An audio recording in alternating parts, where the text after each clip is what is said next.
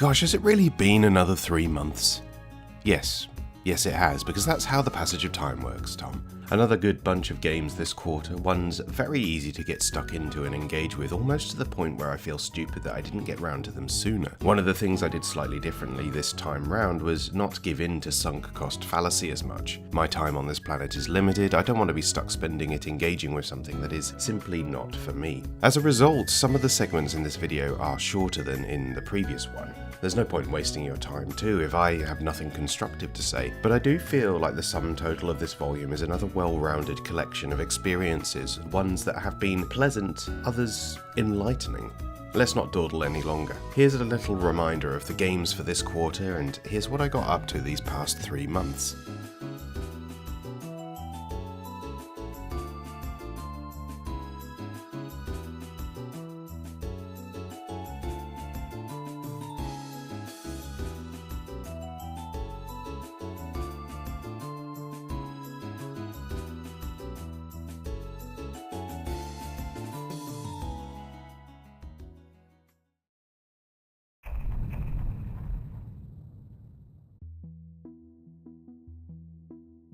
So a funny thing happened with this particular entry. I had previously played this, and the reason I never finished it is kind of bizarre. Partway through my first playthrough of Rumu, I paused to go get a drink, and when I returned, my hand must have slipped making the selection from the pause screen as suddenly I was starting the game from the beginning.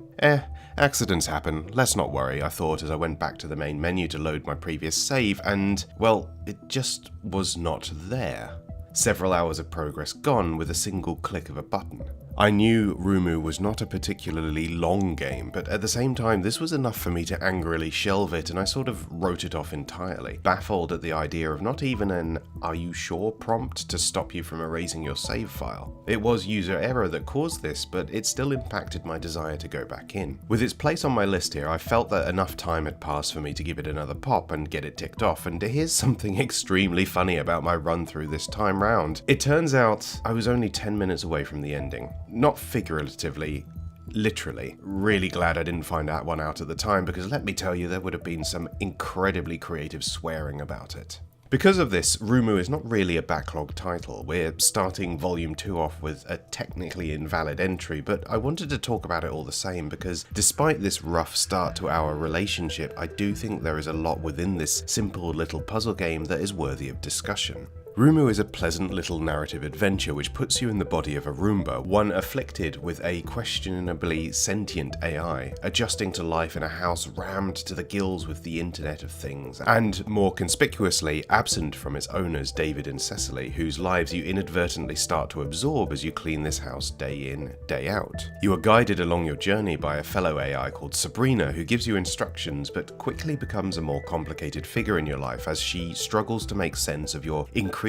inquisitive nature. The story that unfolds posits that familiar question: can a machine ever truly be sentient? Rumu is charitably what I would think of as a good game. It has all the right working parts, a well-paced narrative pushing you from puzzle to puzzle, an often quite charming sense of humour. It's also quite satisfying hoovering up the various messes that the game offers you in its first half. However, it's also an experience that is frequently lacking across all elements of its design. Visually, it's fine with a clean UI and a nice enough art style. The writing of the game is okay. The story itself largely unsurprising, but it has a certain degree of personality and pathos to keep you engaged. Arguably its greatest sin, however, is that it made me think it was going to be a different kind of game than it actually is. Rumu's most interesting element is this relationship that builds between you and Sabrina. As a rudimentary AI, your dialogue options are constrained by your inability to process the complexity of language, and your ability to express yourself is limited to a few stock phrases. At first, you're largely just picking between two forms of idolatry, and while the sophistication of your linguistic choices never truly extends out all that far, the context of what options you pick changes drastically the more you uncover about the mysteriously absent owners of the house. In isolation, this is a neat bit of narrative design, understanding the constraints of the protagonist and utilizing them to find more interesting ways to convey ideas and meaning. Rumu as a character starts to understand that there are truths about the world that they cannot pass because they haven't been given language tools sophisticated enough to express certain ideas. ideas. If I were to be a literary wank about it, I'd say this was all very 1984. The problem with this, however, and it's something that only really came up during the second run through the game, is that the choices don't really mean anything. No matter the options you pick, you are steered down the same path to the same function of enlightenment. This in itself would not be a massive black mark for the game. After all, many of my favourite interactive experiences posit this same idea of narrative linearity with choice-driving interpretation of those fixed events. But the way Rumu specifically presents itself at the beginning is almost akin to games like the Stanley Parable, where there is the path and also the path, with the distinction a sort of metatextual reflection on the nature of choice in games. In early chapters, Sabrina directs you to specific rooms on particular days, and you cheerfully oblige with either an "I love Sabrina" or "I love David and Cecily." But within the narrative, there are moments where you are compelled to go against instruction to explore other parts of the house. I thought as the game progressed that the house would open up more as the titular droid discovered within itself the spirit of anarchy, biting the hand that feeds in order to uncover the truth of what has really been going on and allow within itself a spectre of identity to form. And this is what ultimately does happen in the story that Rumu actually presents, but the framing is far more narrow than I was expecting it to be, leaving me a little disappointed when I first realised that this was not that kind of game. When all is said and done, what Rumu actually is will be of interest to some of you. A tight and narrow narrative experience with some interesting environmental storytelling and a lot to say about love, loss, estrangement and the crushing tide of technological advancement. Not the best game I've played this year, but also not entirely without merit.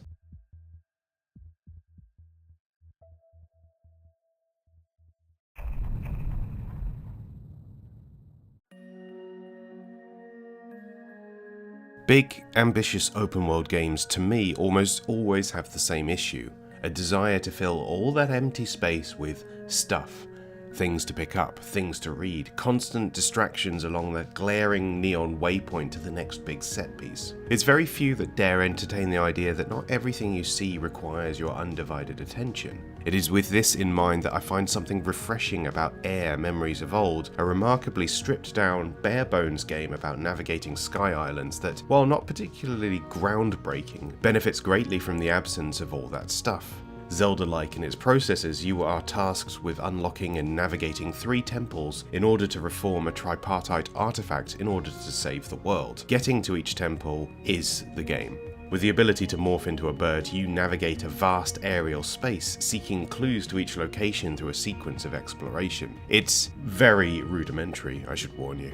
The act of exploration here is as basic as it comes, but there's something quite refreshing about playing a title so pared down and pure. There are no upgrades or new abilities to unlock along the way, you don't engage with side quests, the hub town is populated with characters who have very little to say. Everything funnels you towards the core experience of flight and a tighter, more focused form of exploration, and thankfully this is where the game really excels. There's a wonderful fluidity to your transformation from human to bird form. The act propels you across the sky, those mist-born mesas peeking out through the clouds. At times it reminded me of the quite excellent exploration found in Skies of Arcadia, catching a glimpse of something exciting looking, a diorama of events long past whose impact is heightened by the brevity of your time around them. One big hurdle comes to the fray whenever you enter one of the main temples or smaller enclosures, something you just have to cognitively get over, but remains an amusing piece of ludonarrative dissonance nonetheless. Why is it that you, the player who can transform into a bird at will, remain honor bound and bipedal whenever you navigate internal structures?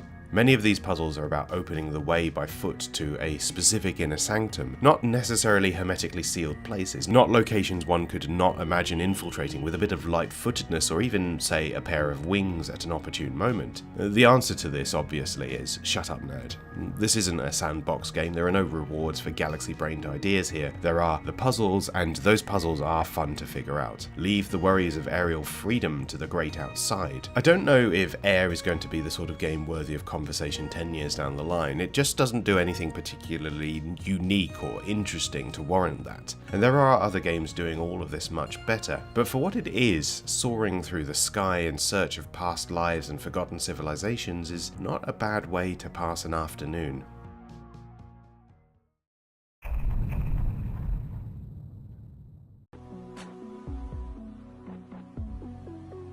Like many balding, bespectacled men in their late 30s, I'm partial to a good sim from time to time. This modern era has brought with it a king's bounty of smaller, independently created ventures that carry on the good spirit of 0451. Many routes to the same goal, passwords to be discovered, vents to crawl through. There's a brain-tingling satisfaction to the body of this kind of game that encourages you to think more cerebrally about what you are doing within its walls. In this regard, Sludge Life is perhaps the oddest of the bunch. A game almost unplayably nauseating, clumsy in its movement, angry in its soul, a grotty slice of life of a community sat afloat a literal ocean of shit. What's interesting about Sludge Life from the get-go is that it's not immediately clear what you're supposed to be doing as you navigate this half-baked structure of shipping containers, girders, and monuments to capitalist excess. There is no clearly defined narrative thread to follow. You're not searching for a missing person, you aren't hunting down a big bad, there are no factions to become embroiled with. There is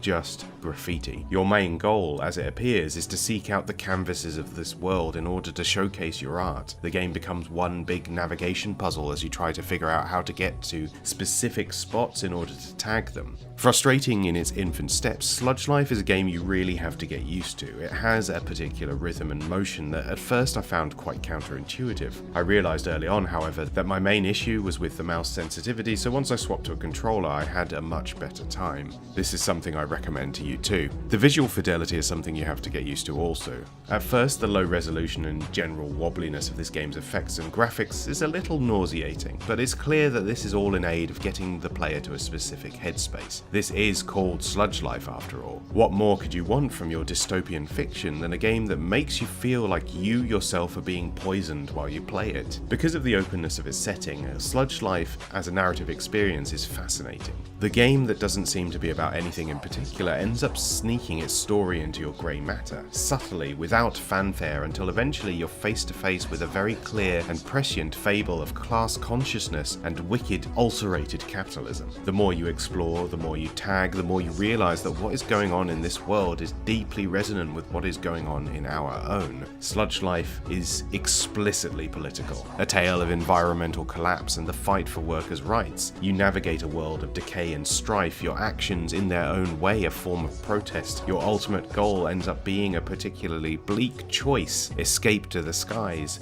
or burn the whole thing to the ground. Sludge Life is a game that quickly gets under your skin. Between the inviting peculiarities of its world, the playful nature of its core mechanics, its extremely interactive user interface, and that unbelievably cool soundtrack by Deus Ex, the whole game feels like the cooler, mankier older brother of Umurangi Generation and Jet Set Radio, a title whose developers pulled no punches in getting their message across, and one of the coolest games I've played this year.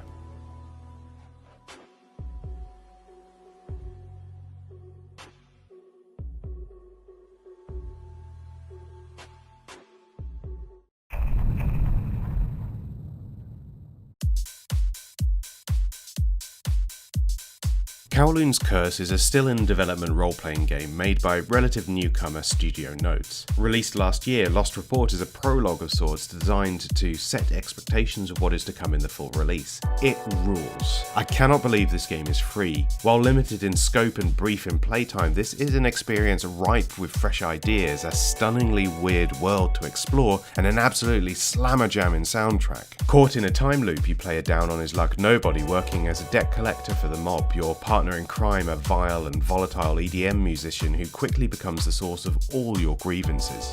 A classic tale of the desperate struggle of attempting to defy fate when it's not even fate that's dragging you down but just a guy who sucks. Lost Report is brilliantly paced and incredibly engaging. The game predominantly plays out like a classic grid-based dungeon crawler, only the dungeons in question are nightclubs and mahjong parlours, and the enemies are rival mobsters of varying degrees of humanity. You fight in turn-based combat that is a little bit Shin Megami Tensei, a little bit Undertale. You can punch and shoot your way out of most encounters, but you also have the ability to trick your foe with an exploding cigarette or decimate their ego with a spot of social media hacking. You walk in dreams, you face down destiny, and for such a relatively short runtime, you end up experiencing a lot. This is art of the highest standard to me, the kind of thing that really whets the appetite for things to come, and what I find really impressive about it is that despite the technical makeup of the game being 3 districts and less than a half dozen dungeons, it captures the sense of being a much bigger place. It's very clear and clever little tricks that do this too, the winding, maze-like structure of many areas coupled with these interstitial underground stations used to travel between districts. These are the corners you should be cutting without losing that immersive element. No one really needs these worlds to be seamless. We're not so deathly allergic to a load screen or two that we can't enjoy a game that partitions its spaces in such a way. This is economic, and it allows for the focus to be put on other, inarguably more important things. Lost Report's cityscape has this kind of vibe that reminds me of fantasy sci-fi worlds a lot. Something so alien yet so familiar about its environments and those who live within them.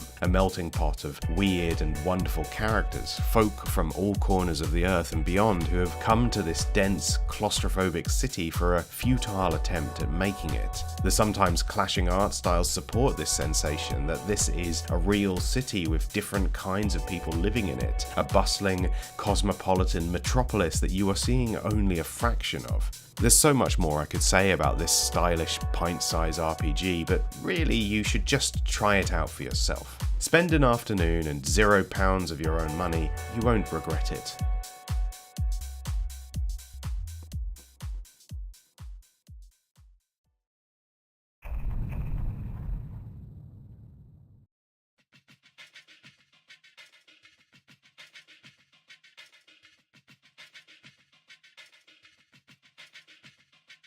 Sometimes the future just leaves certain products stranded in the past. The way people make games now compared to how they did in previous eras is radically different, both on a technical level and in terms of design sensibilities. And an unfortunate casualty of those great paradigm shifts is that sometimes it's hard to go back to older experiences. IO Interactive's contemporary body of work, the Hitman world of assassination, is to me one of the great wonders of this generation. A brilliant anthology of clockwork dioramas, infinitely replayable, devilishly fun, and absolutely jam-packed with good ideas. As part of my ongoing education in the history of games, I wanted to go back to this origin point for the series I now dearly love, in order to see how those ideas evolved over time.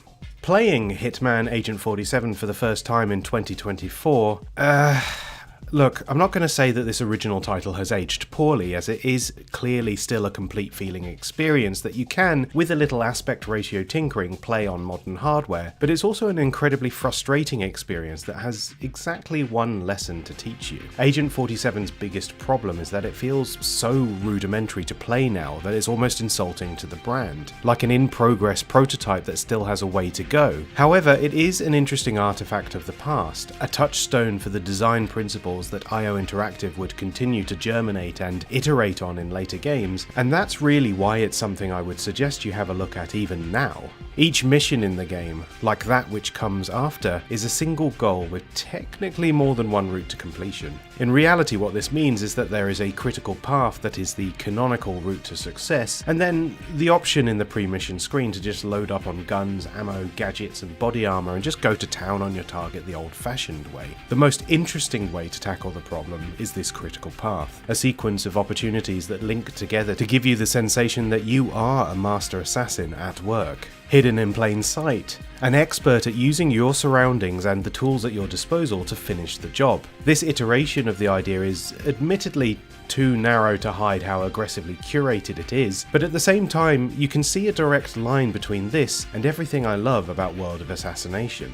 This is the blueprint. Unfortunately, it is also here that I struggled the most with this game because the margin for a successful execution of a plan is razor thin, and this game does not have a quick save function. While missions are small enough and zippy enough that this shouldn't really be a problem, there is something quite frustrating about waiting for a limo driver to take a piss for the dozenth time because some dickhead keeps peeping you, taking him out, and ratting on you. Repeating that same 5-minute loop quickly makes that short period of time feel like an eternity, and it is for this reason and this reason alone that I made it 3 missions in and then gave up. Also, and this is not something I'm going to rake the game over the coals for, but what is that control scheme? I think sometimes we forget in this modern era of games just how much of a Wild West early 3D was. How many of the design paradigms that we take for granted now were not set in stone back then. A lot of third-person games of this era had similarly fucked up control schemes, and it takes a while to get used to unlearn 20 years of muscle memory for. It did make me laugh how often I instinctively clicked what I thought was the reload key, only for Agent 47 to hurl his weapon to the ground. I guess even assassins get executive dysfunction sometimes.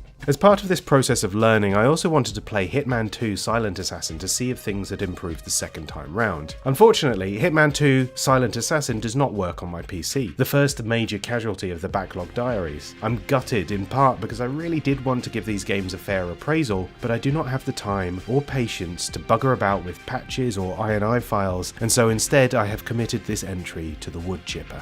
Despite my gripes, I did appreciate my time with Agent 47, a game that, if nothing else, exists to highlight just how much they got right about future iterations of the franchise. I'm curious to know how many of these games' developers still work for IO, because if retention in that studio is high, well, we see the fruits of that labour in a trilogy of the best sandbox games of the decade. Lord knows how their Bond game is going to end up, but I'm quietly excited.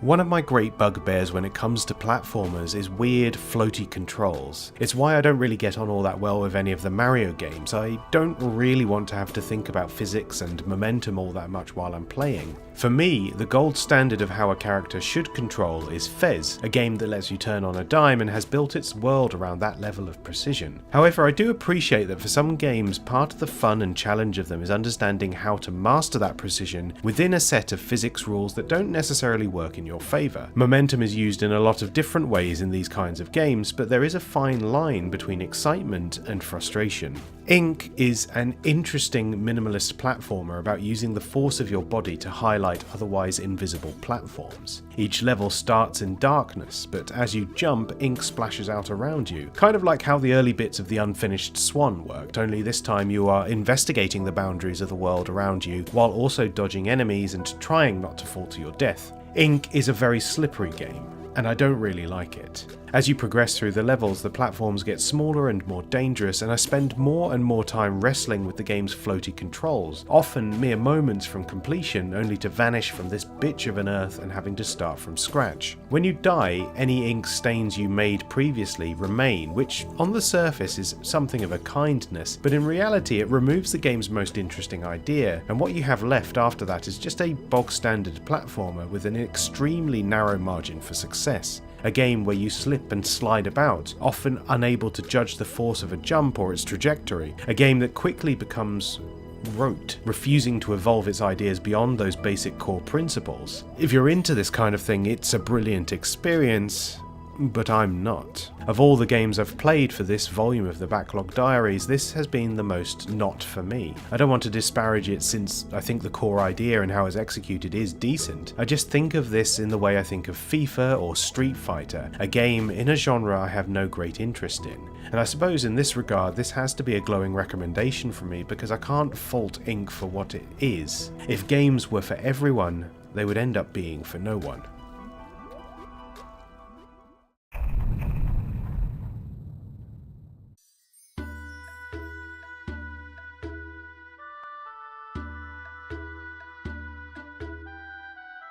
My experience with what I like to call consequence permanent games is broad but not all that deep. I like a good roguelike, having spent a great deal of time in Spelunky and games of its ilk. I enjoy the thrill of knowing that a single bad decision could eviscerate me, that the chaotic nature of these worlds means that they never really feel like they're designed for you. I've dabbled in the granddaddy of the genre a little bit in the past too, but I think the title that spawned the roguelike is underserved by a deluge of games that sort of miss the point, focusing focusing too much on that big capital P permadeath concept at the expense of engaging with literally anything else that Rogue has been doing this whole time. I will likely talk about roguelikes in more detail in a future video. For now, I want to talk about Delver, which I'm thrilled to say does actually understand that there is more to the genre than just the harsh consequences of eating shit. Delver is a cool little dungeon crawler that mechanically is very simple, but it has bags of atmosphere, a cool art style, and more importantly, what lies within it is the chaotic spirit of Rogue. Plenty of unknown items that could potentially blow up in your face, huge labyrinthine dungeons with doors and rooms and corridors all potentially leading to nothing and nowhere, weapons that break, wands that blow shit up, a cornucopia of weird things that make exploration in these kinds of games worthwhile. Delver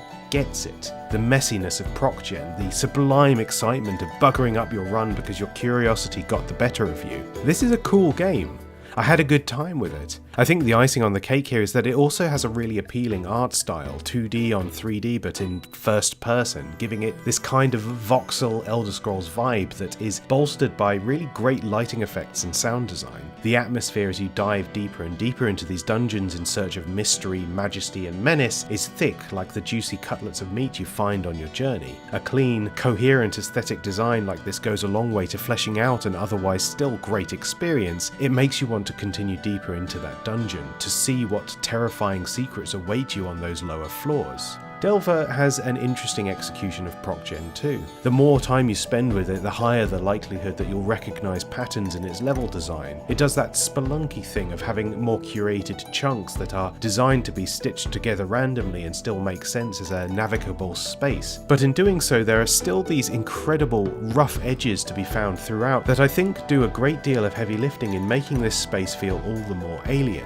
The constantly shifting dungeon is a brilliant conceit that a lot of roguelikes use as a narrative justification for why the dungeon isn't the same each time. Spelunky famously opens each run with "the walls are shifting," a mantra that sets you up for an experience that isn't going to be the same as the last one. Here in Delver's dungeon, we have what really feel like the splinters of a space that is constantly, chaotically rearranging itself. This is why some doors lead to nowhere. This is why it feels sometimes like you're really having to squeeze yourself through part of a floor to get where you need to go. It's executed incredibly well.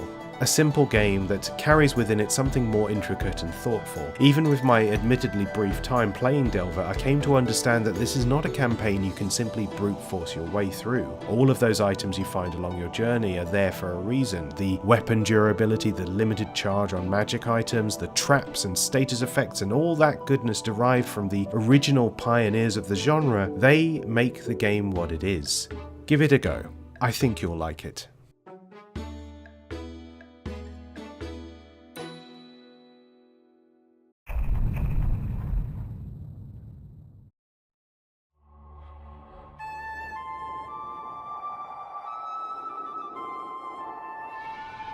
I went into Mini Ninjas as a sort of joke entry on the list because I thought it was going to be this limp, cutesy kids game with not much meat on the bone, but not even an hour in I had to stop playing to look up who made this game because it absolutely slaps. You will never guess in a million years who the masterminds behind this game are. That's right baby, it's our good friends at IO Interactive, the Hitman devs, the Kane and Lynch folk, and they've brought the same amount of juice to this wildly divergent project too. A surprisingly sprawling action adventure full of great ideas. After sinking a good half dozen hours into the game, I can confidently say that Mini Ninjas is just as good as Sekiro.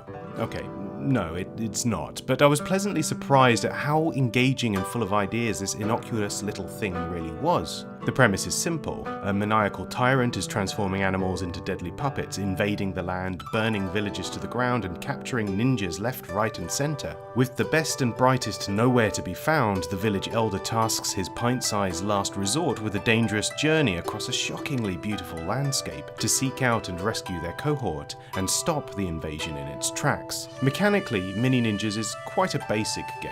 Simple third-person combat, the attack, block, dodge combo kind you've seen before, is bolstered with an ability wheel that lets you bust out caltrops, throwing stars, smoke bombs, and a range of powerful ninjutsu. As you rescue your allies, you gain the option to play as them, with each one possessing a unique set of abilities that can be used in combat.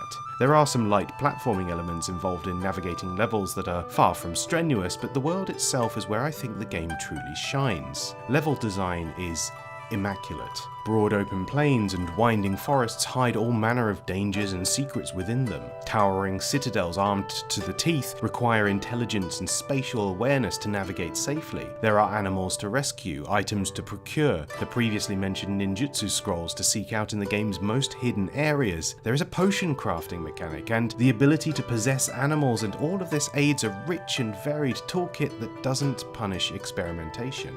I had a lot of fun playing Mini Ninjas, a game still clearly designed for kids, but without the level of contempt a lot of publishers seem to have for them. There's no let them eat slop mentality here. Everything in the game is thoughtful and presented really nicely, and the only reason I have to mark it down even a little bit is because it falls afoul of that age-old blight of featuring a mandatory water level that is horrible to navigate. It's not fun to wrestle against bullshit controls in the name of more immersive physics. What are we doing here? So I could make up some crap about how Mini Ninjas carries within it the spirit of the later Hitman games, but beyond a basic level of thoughtfulness in its design I wasn't expecting, and a minorly creative toolset to use, I don't really believe that. It's just a solid little adventure game that I had a great time playing. That's all it needed to be.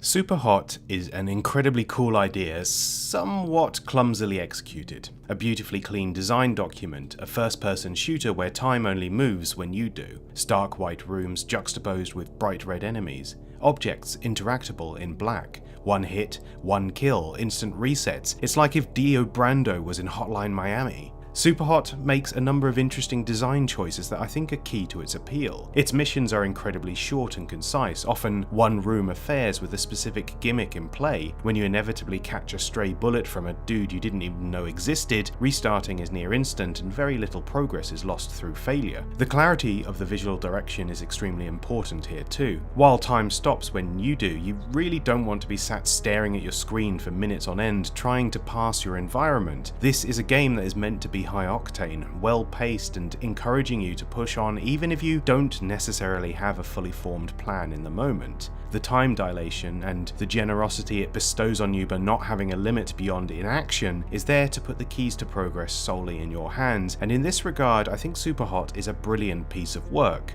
Unfortunately, I don't particularly enjoy playing it.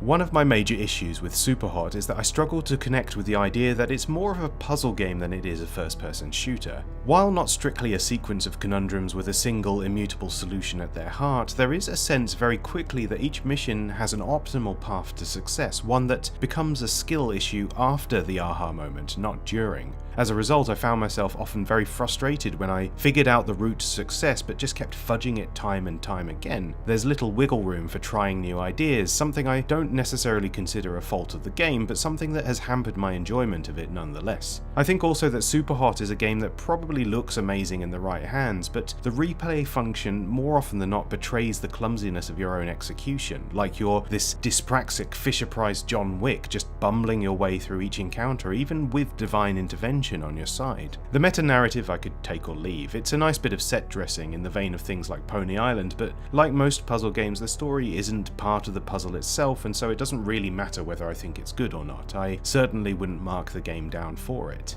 I think in general there's a lot to engage with in Superhot. It's a well-designed experience that does have moments that make you feel amazing. That sequence of punching your foe and stealing their weapon out of the air is unparalleled. That feeling of panic when your gun clicks empty and you avoid instant death by hurling it in someone's face, that's cool.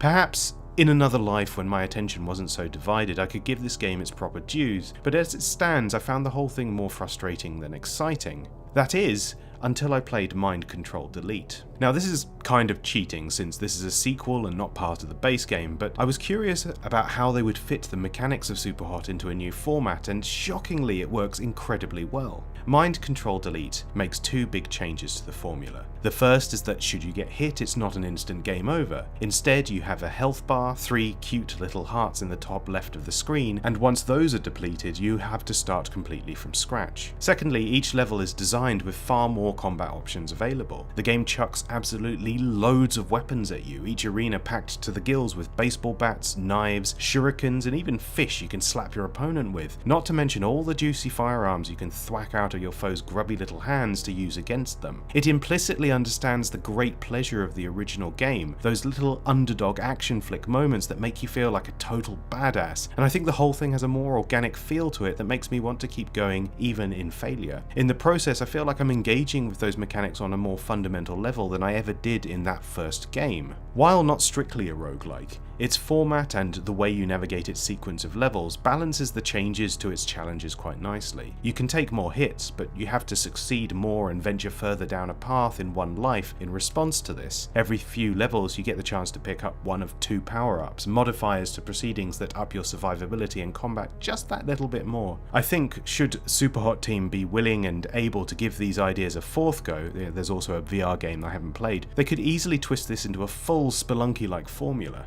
It's good. I won't go as far as to say it's the definitive experience of Superhot, but it's damn entertaining, and it gave me a shot in the arm to keep me engaging with the elements of the first game that I did genuinely really love. I hope we get more of this in the future. I feel like there's some untapped further potential from all this just waiting in the wings, and it's also just really fun to just keep saying super hot to yourself. Not just while playing, even just pottering about in the kitchen or out running errands. Cool game.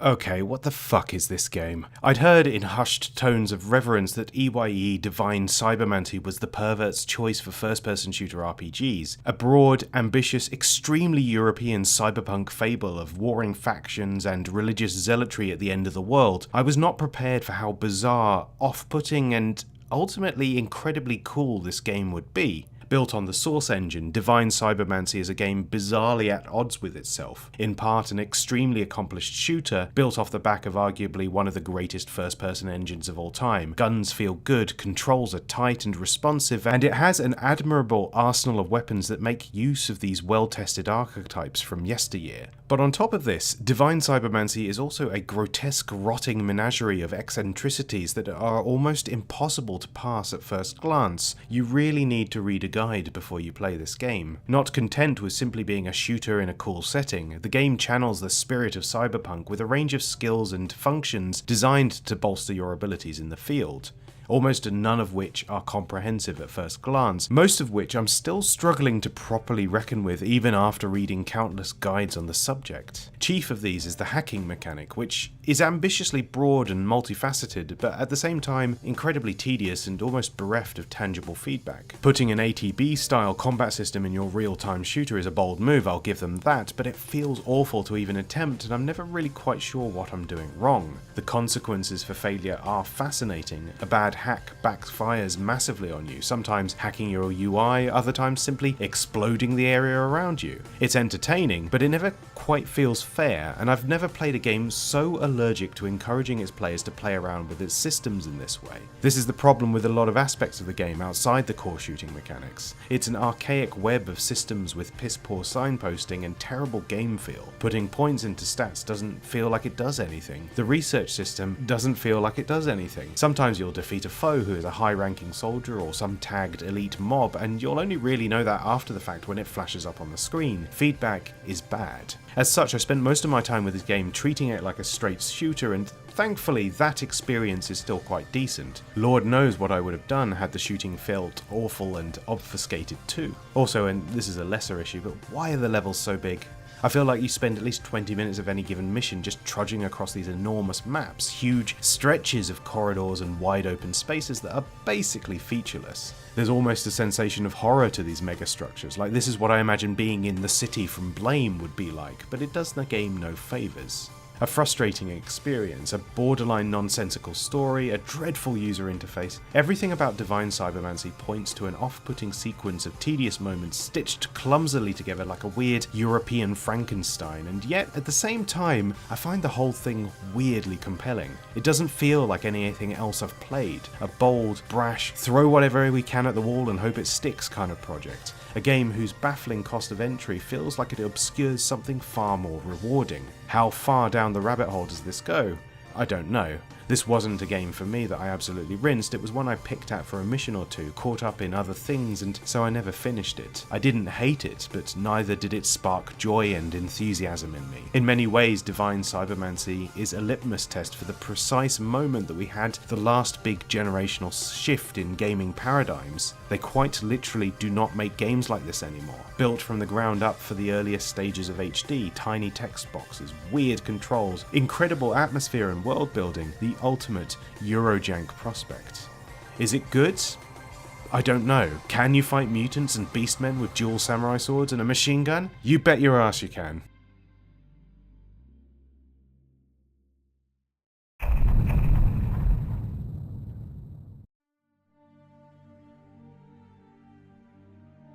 I am someone who considers themselves a big Deus Ex fan, despite only really being familiar with Human Revolution and Mankind Divided. I know that I owe a blood debt to the OGs of the franchise. It felt wrong to have not played one of the forefathers of my favourite genre when I've even sunk time into that dreadful smartphone spin-off The Fall. So a few years ago I played Deus Ex for the first time. It was an experience I found weird and archaic.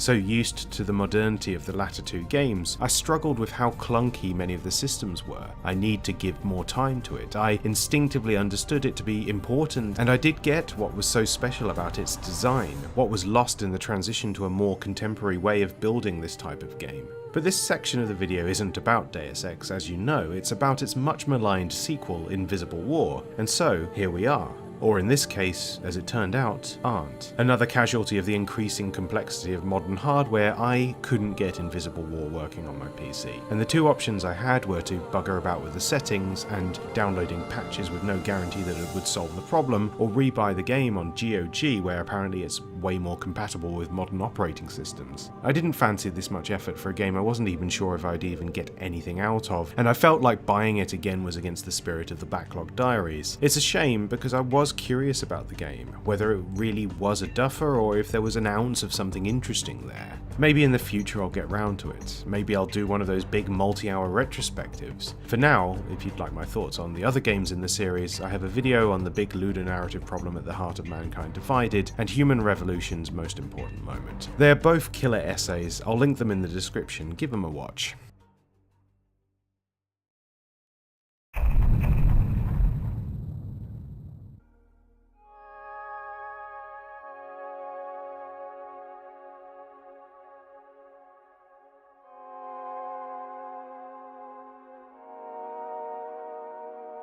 Ooh, mummy, this game rules. Obfuscation through minimalism, but like in a cool and sexy way, not in an annoying way. This Zelda-like has the source. Its level of challenge is pitch perfect, its art direction sublime, a brutal trek into the wilds of the past. It feels like its lands are willing to swallow you whole, and yet you must venture ever further into the darkness.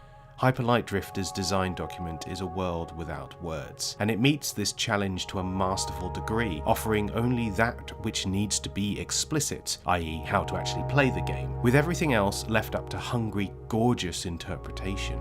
Hyperlight Drifter is a game about exploration, its world a winding maze of ruins, forests, rock-hard gauntlets of vicious foes and puzzle solving, all without a single spoken word. History is a matter of speculation, the stakes taught to the player through very unclear but paradoxically intentional action. Your avatar loses blood throughout their journey, haunted by something far darker than any imagined human evil. Your fragility juxtaposed with the lightning speed with which you zip around the battlefield. You are formidable in fights, a lethal flurry of blades and bullets, but so easily too you can be slain, and this is what essentially lies at the thematic heart of Hyperlight Drifter. As you can probably tell, I really gelled with this game. A title that, although I'm yet to finish, has kept my attention far longer than most games with this this level of challenge do, and part of that investment comes from just how good its composite elements feel to engage with. A blade in one hand, a pistol in the other, combat has this brilliant push-pull to it where you have to make split-second decisions about whether you attack from afar or go in close for the kill, and you have to do both. You can't just pick a lane to idle in.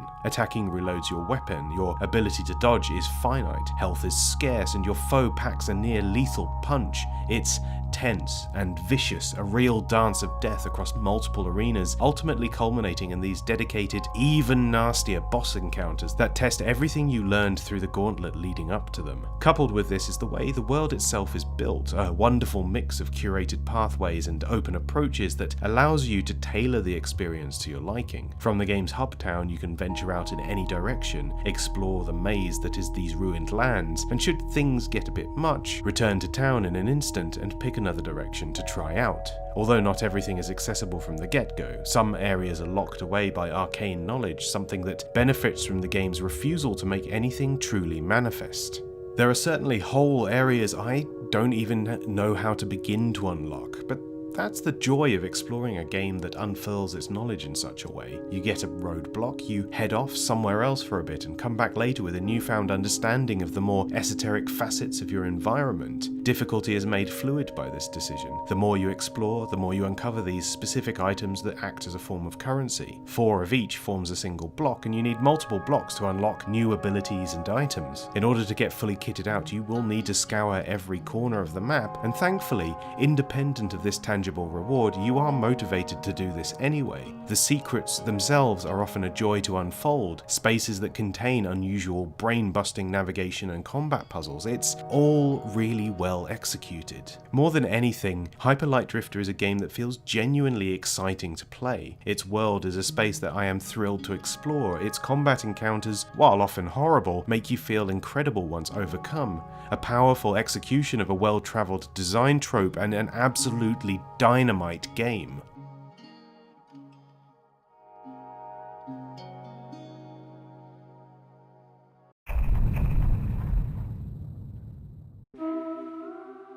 For a game that has its fair share of tense moments, Superbrothers is strangely therapeutic. It has this incredible soundscape, holistic bursts of music accompanying the muted but beautiful backdrop to your adventures. It is these elements I think of most fondly: the performance of the ritual, a calm before the storm, quiet moments of reflection juxtaposed with intense, piercing bursts of violence. Like an hourglass almost at its conclusion, it finds comfort in the dread of its protagonist's inevitable fate. You commune with the spirits, you unlock dark secrets within the world, you make sacrifices in aid of something unknown but hopeful. Superbrothers is an unusual game. A smart, sorrowful fable, one that really excels at what it does in some places but not others. Valuing narrative over systems, it doesn't seem all that interested in adhering to any one particular genre. It's not really an RPG, you don't get stronger as you go on but weaker. It has a lot of the trappings of the adventure game genre, yet it feels too lacking to call it that. Its combat is reactive, not tactical, and remains static in the options to hand. It's a weird experience, a black hole of convention, a sort of moody terrarium of the soul.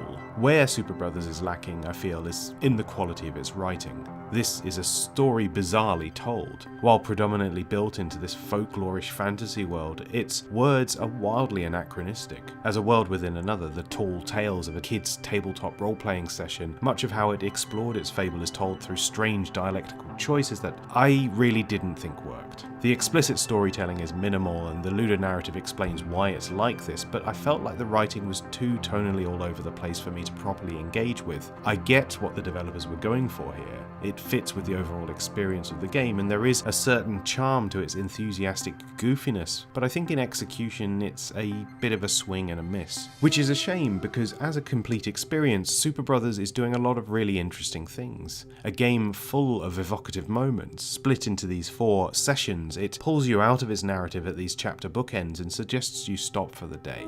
It's something I wish more games would implement because I think it benefits how we digest these digital experiences. Part of the problem with the format of this backlog project is that it's actually a pretty horrible way to play games, which is why I'm trying not to rush these experiences and instead leave some things half finished to return to at a later date. Superbrothers' specific format benefited how I fit the game into my busy schedule though, allowing me to pick up and play for an hour in the evening after work, then return the next day. As such, I think I got a lot out of playing the game this way. Originally designed for tablets, it works nicely as a point and click kind of thing on PC, which is how I played it. During the combat sequences, however, it was clear that it was designed with touch controls in mind, and that did trip me up once or twice during my playthrough, as using a mouse to select the icons is not as intuitive. Especially in moments where timing was important, this did lead to me biffing it once or twice. Not a big deal. I got through it, and these moments, the way they are framed and the rising crescendo of music layered behind them, left me feeling, well, all sorts of emotions, as the game is interested in talking about the relationship interactive experiences have with the context of violence. There were moments of elation and disgust in equal measure. It's a game that has you tackling entities both evil and simply not human, tasking you with understanding what that means in arenas of conflict. An undead thrall to the spectre of death is one thing, but something that is just frightened and feral? Should we engage with their defeat in such a jingoistic manner? In spite of the clunkiness of the writing, I think the game does a really good job of evoking these feelings. The back half of Superbrothers is a little bit of a slog. I found my enthusiasm waning a little at sequences that involved a lot of backtracking, bafflingly repeated once more with a different aesthetic palette. While it appeared different, and I do appreciate when games recontextualize already existing locations with a different look and feel, thematically there was little variation here, and it seemed a bit cheap compared to what the rest of the game was doing. I don't need a game's runtime extended in such a way. Make the experience as long as it needs to be, and then have your closure. I found the finale quite stressful, but in a good way. It's a take on that classic invincible enemy always chasing you thing, and I think it wrapped up the game's thematic elements nicely. I don't think I ever quite got the meta elements of the story. As a complete telling of a fable, I don't have much confidence in it, but as a purely vibe-based experience, I think it's hard to beat. The sort of game you should play at a low ebb, to embrace and immerse yourself in for a moment before the crushing weight of the world collapses back down on you. I guess that is the thematic resonance of the game, and maybe what we should all take away from it is that not all our plans will come to fruition. We have to make do with the options we have. We don't always have the right words or the full picture, and not all choices can be morally justified. Superbrothers is not a long game, but it packs a lot into the time you spend with it. Give it a go and see what you think.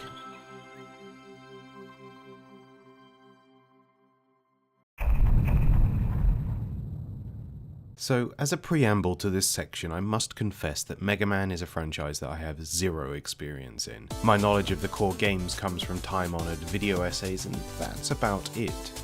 I know what the basic gameplay loop is: navigate a level, defeat a boss, obtain their power, and move on. I know that the order you fight these bosses in determines the difficulty, but I don't know if that is a good piece of game design. I've not played these games. I don't want to make judgments based on the subjective opinions of others. In this regard, it's also a challenge to really say whether I think a roguelike twist on this formula is a good idea to begin with or not. But what I can tell you is that I played 20XX, and it was, frustratingly, almost a good experience for me. What I mean by this is that 20XX is a game that understands the fundamentals of making a side-scrolling shooter in this format interesting. It's a game full of exciting obstacles to navigate and cool bosses to fight. I really like the colourful Saturday morning cartoon look of the whole thing, feeling an awful lot like a jazzed up version of one of those classic Flash games from yesteryear. In many ways, it feels like a challenge run of a more tightly curated game, a remix for the hardcore fan to test their mettle against, only without the original game there to begin with. Mega Man, without the choice, I imagine would be a tough sell to anyone who values the impact of that one specific piece of design. But on paper, the change made here should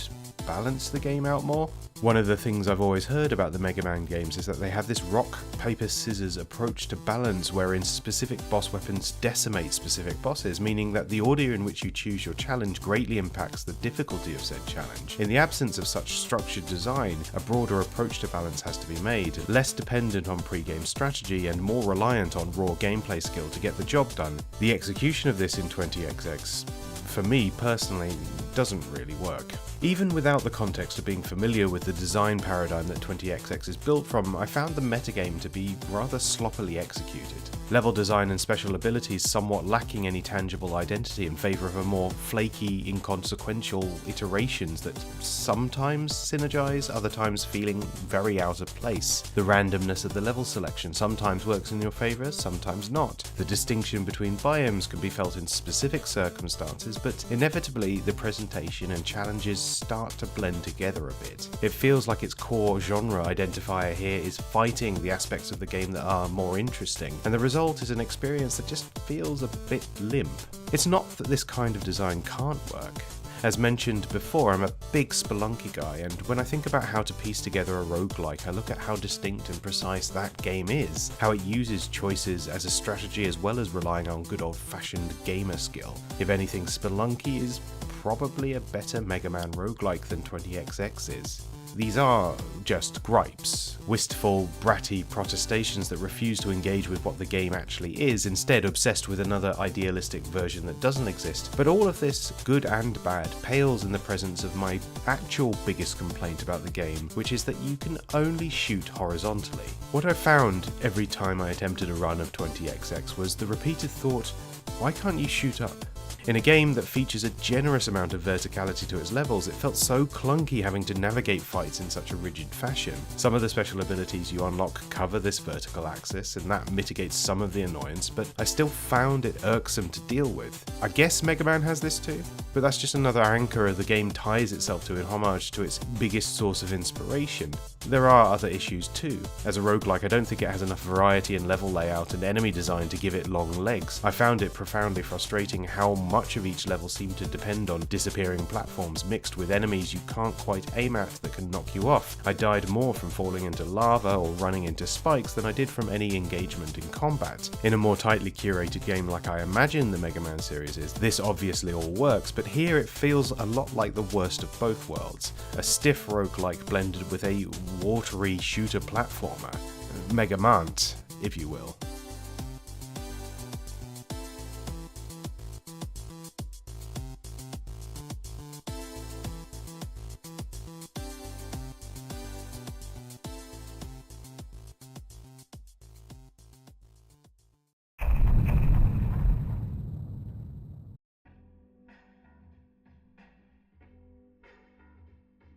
You probably know Nicholas Ackerblood by his stage name El Cuervo, and you probably know him best for his incredible work on both the key art and soundtrack of Hotline Miami, a creator with an impeccable visual style and a keen ear for tunes that make you feel like you're in a specific time and place, and more importantly, that you're having a bad time there. His lo-fi hip-hop beats are the soundtrack to a dying age, to worlds of violence and rot.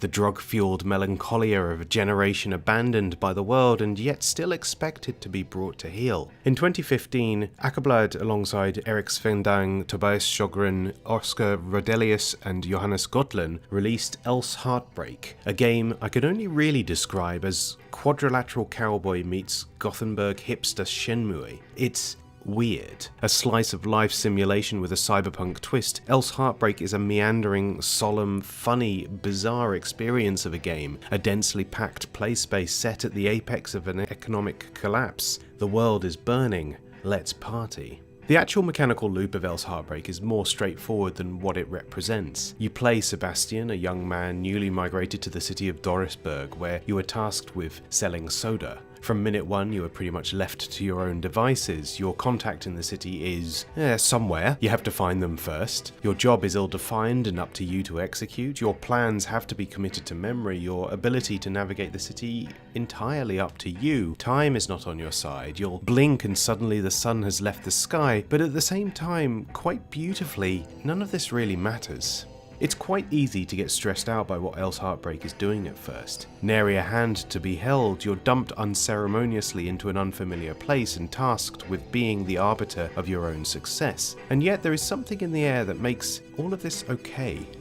I don't know if it's due to the minimal UI, the lack of objective markers, or any tangible sense of in-game progress mapping, or even that Dorisburg itself just seems like a city in a time loop even when it isn't, but that sense of obligation always seems fluid at best. You're supposed to be selling pop, but the penalty for not reporting your earnings is, well, there isn't one really. If you make plans with someone and then no-show due to getting lost or too drunk or getting tasered because you were somewhere you shouldn't have been, no great drama arises. You do the thing, or you don't. You form a bond, or you wait till the next time. This isn't a total simulation, I should clarify. There is a defined narrative thread to follow involving a mysterious woman you meet in a bar one night and some great secrets surrounding her, but the way the story unfolds, through chance encounters and the player's keen observations, feels like it's just another sequence of moments in a sprawling collective daydream.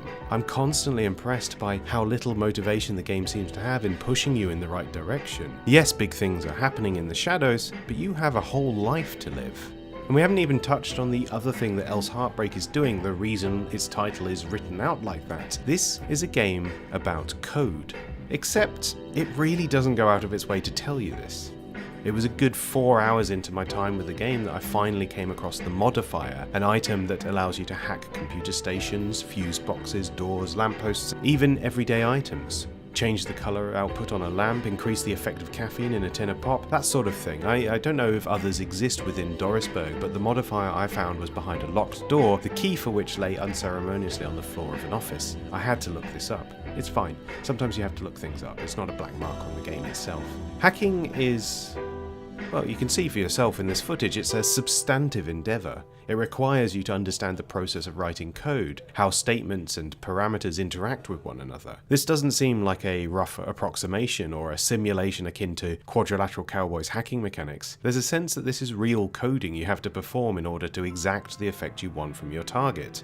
I don't know if this is true, my background with coding is extremely limited. I followed a few of Tom Francis's Game Maker tutorials a few years ago. I understand the basic principles of if and then statements, but that's about it. In terms of whether my ability to learn such a precise and demanding language set will determine whether I can actually finish this game at all, I don't know. But given the overall vibes of the game experience, I don't even really care all that much. Hacking in many ways represents the design ethos of the game at large, else Heart.Break is an experience that is wholly unwilling to lead you by the hand. The fact that it took so bloody long for me to introduce myself to the central hacking mechanic was a blessing, because it meant I spent a considerable amount of time just digesting the world around me, allowing myself to get lost within its winding streets and to be baffled by the numerous objects I could interact with that didn't seem to make much sense in the moment. With the modifier in hand, suddenly the city becomes brand new, no longer a daunting, melancholic economic trap, now a veritable playground for digital experimentation. I'd like to say some smart game design things about else Heart.Break. How it meticulously mocks the conventions of modern adventure games, giving the player nothing and making them be thankful for it. How it's the ultimate make-your-own-notes, pay-attention game. A space small and dense and packed to the gills with often nothing encounters that are there to make a point about how you're not the protagonist of reality, and this world is so much bigger than you. And all of these points are things I do believe, but gram for gram, my enjoyment of else Heart.Break exclusively comes down to just how much of a mood the whole experience is. Capturing the essence of a chance encounter with someone who seems absolutely incredible in the dark corner of a shitty bar, spending one magical evening with them in which you unwrap the tomb shroud of your soul and then losing them indefinitely to the quiet of the night. They remain with you. An idea of a person and also the emphatic starry-eyed promise of something that could never be. The glossy, gilded ideal of what is, on paper, quite a bad set of circumstances to be in. Romantic unreality. Come to the city at the end of the world and fall in love? Be forever doomed by your fragile little heart. Crack the code to happiness and forever lament its existence just beyond your reach. It's incredible. The mood piece to end mood pieces. The vibiest of vibes. You have to play this game.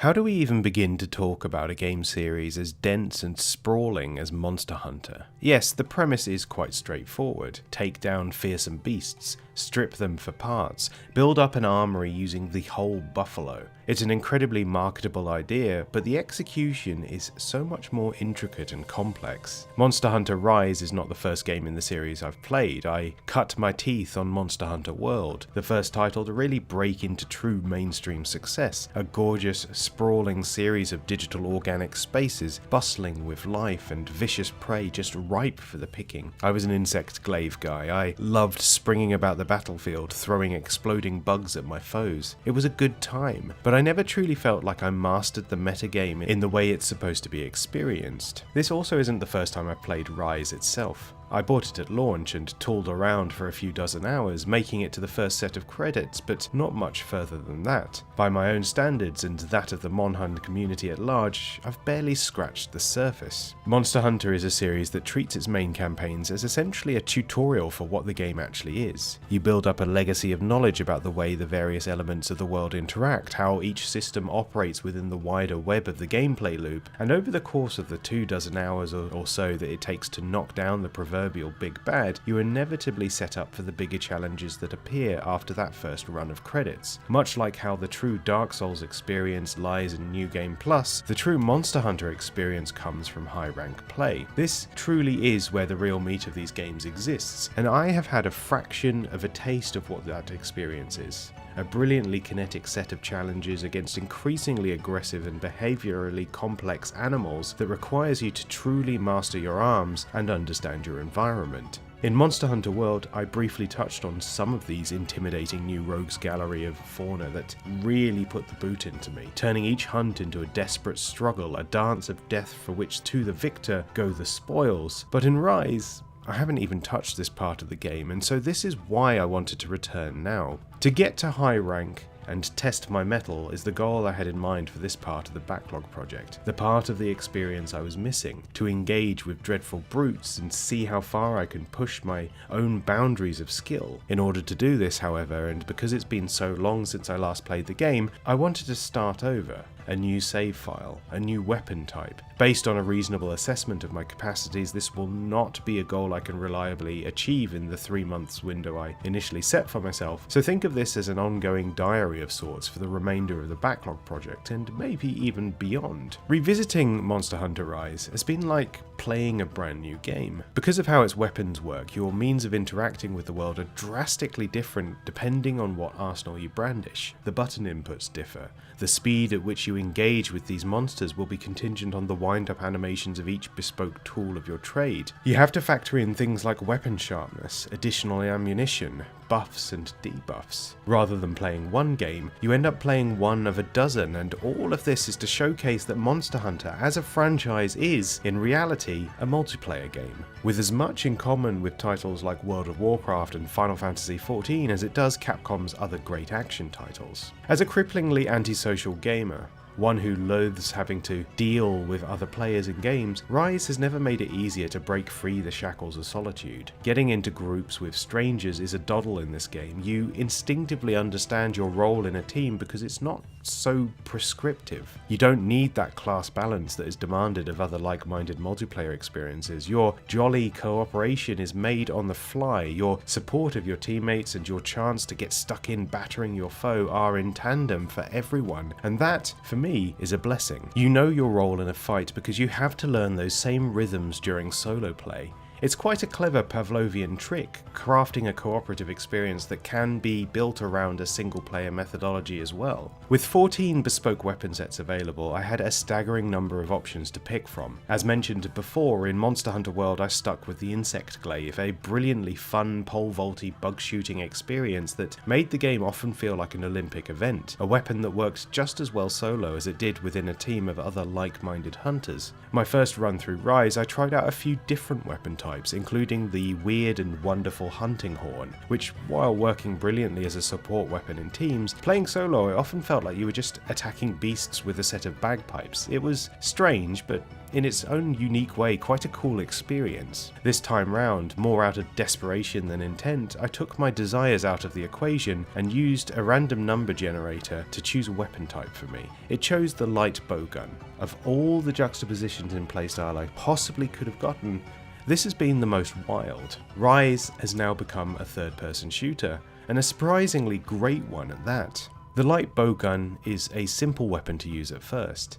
Its attacks are rapid, largely requiring no build-up and allowing you a safe amount of distance from your opponent, which increases your chances of survivability. Initially I was a little surprised at how simple and how effective your skill set is with this weapon. You shoot, you reload, you can set up a series of mines in your prey's path that, when fired upon, deal a monstrous amount of damage. It's a nice little gameplay loop that pairs well with the speediness with which hunts are generally conducted in this game. At the beginning at least, you can be in and out of a mission in under 20 minutes. But at first it felt like I was missing something, because I found the light bowgun a little too simple to use. Of course, in classic static canvas fashion, I had missed something important.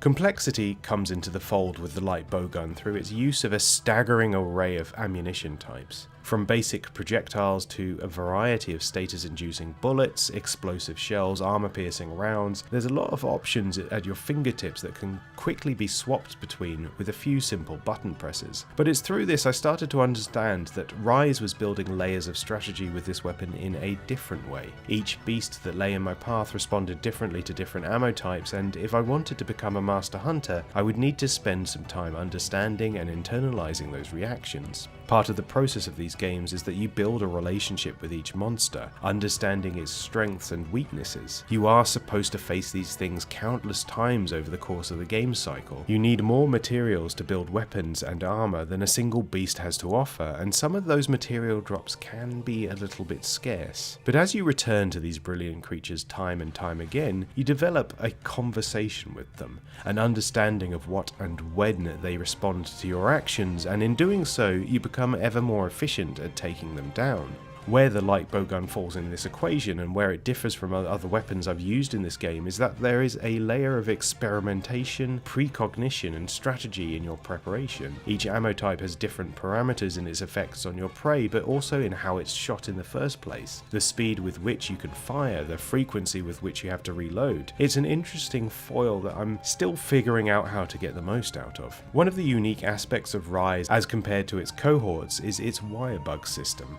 A means of zipping about the landscape and the battlefield with relative ease, and something I utilised to great effect in the process of learning how to use the bowgun more efficiently, including the game's switch skills, which use the wire bugs to great effect. There's an immense satisfaction that comes from firing a mine from mid-air directly onto a monster's head, then shooting at it, causing massive bursts of damage. It almost seems cruel, but at the same time it lends the bowgun an acrobatic element that almost feels like you're playing a high fantasy version of Vanquish. Other switch skills get unlocked as you progress, but for now I'm more than happy with this one. Looking at the game more generally, there are a lot of design decisions that I really like here. The brevity of the hunts suit the space I have to play the game nicely, and it's been quite therapeutic just sticking the game on for an hour, doing a couple of hunts and upgrading gear, then switching off again to come back another day. While the first Monster Hunter was a home console release, the series really evolved in the handheld space, and given that I'm playing this on a Switch, it's clear to me that this was designed from the ground up for commutes and lunch breaks. I don't play this during either. My Switch rarely leaves my living room,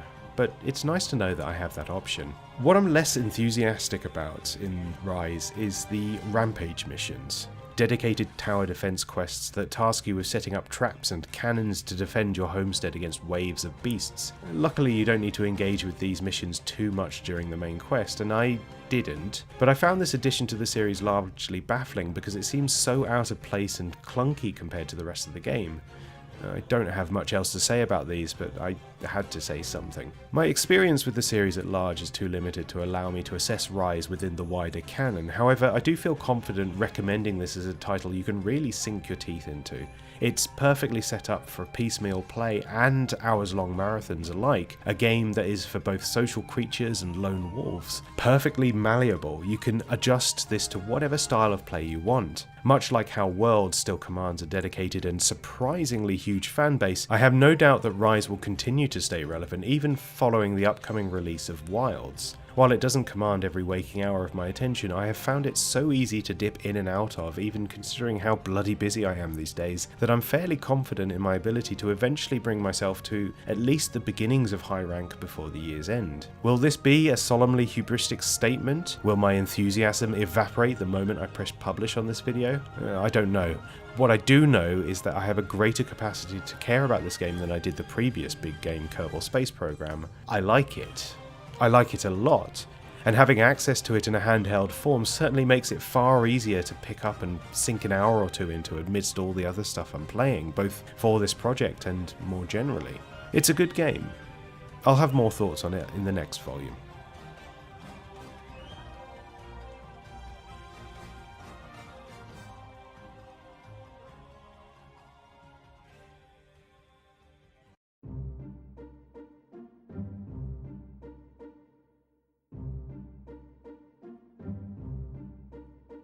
We are now halfway through what has and will continue to be an extremely busy year, not only in terms of my day job, but also in the sheer volume of incredibly compelling and brilliant new game releases that I find myself drawn to even amidst my desires to continue with this backlog project. I think I've made some good decisions over how I tackle these games now, and the sum total still remains positive, both with those games I've never touched before and the ones I've returned to in order to give them their dues. However, I should note that a project like this can easily become a sense of obligation more than a way to allow myself to have fun, and that is the primary motivation of doing all of this. Part of my intent with this project is to break away from such ideas with regards to the ever-rolling contemporary zeitgeist, to remember why I love playing games in the first place, and to reconcile my relationship with titles from the past that so easily could have been left forgotten. The enjoyment factor remains my number one priority, because if I'm not having fun playing, I can't expect any of you to have any fun listening to what I have to say about my experiences. The moment it starts to become a ball ache, I'm paring it down or even dropping it entirely. Lesson learned, brain free to embrace other, more exciting ventures. I have dozens, if not hundreds of other projects festering away in the old cognitive incubator. There would be nothing lost for any of us. But for now though, I'm happy to continue onward for another 3 months of ticking things off the gaming bucket list. So here's a quick preview of what to expect in the next volume of the Backlog Diaries. See you soon.